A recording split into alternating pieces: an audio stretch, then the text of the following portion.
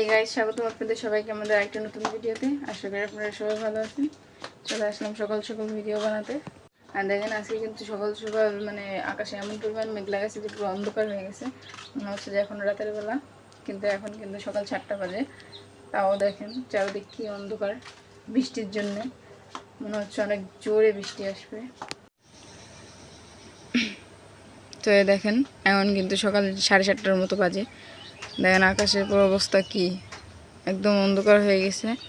Light ছাড়া কিছু দেখা যাচ্ছে না। মনে হচ্ছে যেন কি এখন সকাল 7টা নয়, সন্ধ্যা 7টা বাজতেছে। চারিদিকে এমন অন্ধকার হয়েছে, এমন পরিমাণের অন্ধকার হয়েছে। ঠান্ডা ঠান্ডা বাতাসও আসতেছে। মনে হচ্ছে বৃষ্টি আসবে, এখনই বৃষ্টি নামবে। আর বলতে না বলতে বৃষ্টিও কিন্তু শুরু হয়ে গেছে দেখেন। আর সাথে বিজলিও চমকাচ্ছে, আর অনেক জোরে জোরে বজ্রপাতও হচ্ছে। দেখেন চারিদিকে কি পরিমাণে জোরে জোরে বৃষ্টি হচ্ছে। একদম খুব স্পিডে বৃষ্টি হচ্ছে, কিন্তু সেই জোরে জোরে।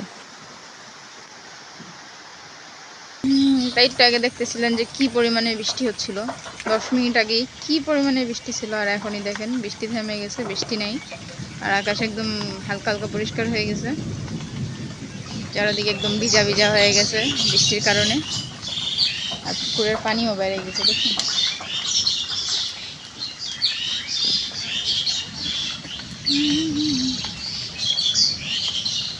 বৃষ্টি হলে কিন্তু অবশ্য চারপাশ দেখতে অনেক সুন্দর লাগে।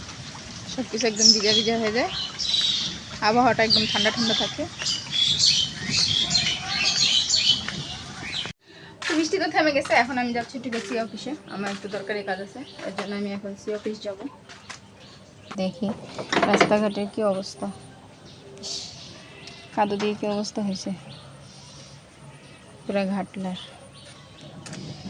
গেটটা লাগিয়ে দিয়ে যাই, কারণ যেহেতু কেউ নাই। থাকিটা এভাবে থাকে এখন চাপানো। যাচ্ছি আমি সি অফিসের দিকে।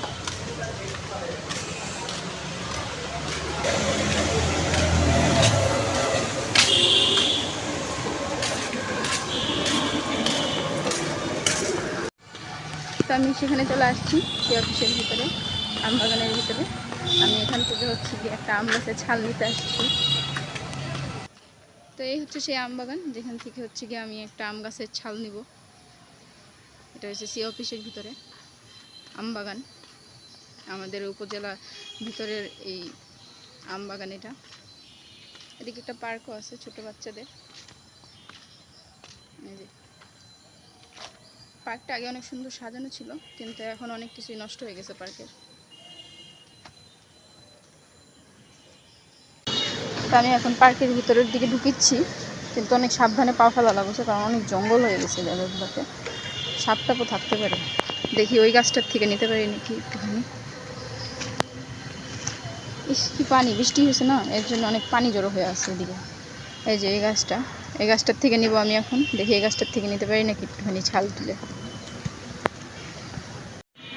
তো এই যে ছাল আমি নিয়ে নিয়েছি এই গাছের থেকে, আর এখান থেকে তুলেছি একটু ছাল। তো এখন এটা এটুকুই হয়ে যাবে আমার, মা আমাকে এটুকুই নিতে বলছে। তো এখন আমি চলে যাব বাড়িতে ছাল নিয়ে। আর এদিকে আমি পুরো পানিতে দাঁড়ায় আছি, পুরো পাও মুখ সব ভিজে গেছে আমার, এদিকে এত পানি। আমের ছাল আমার নেওয়া হয়ে গেছে, এখন আমি চলে যাচ্ছি বাড়িতে। হচ্ছে কি আমাদের উপজেলার ভিতরকার মসজিদ। বৃষ্টির কারণে কত পানি জড়ো হচ্ছে এখানে।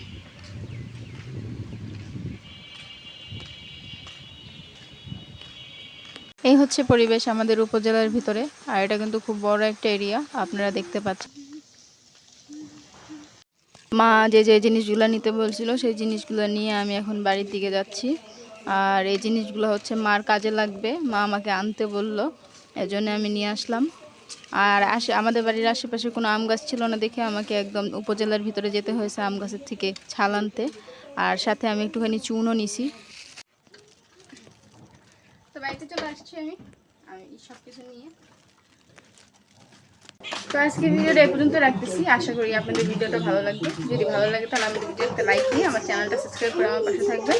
আর দেখা হবে পরের ভিডিওতে। ততক্ষণ ভালো থাকবেন, সুস্থ থাকবেন।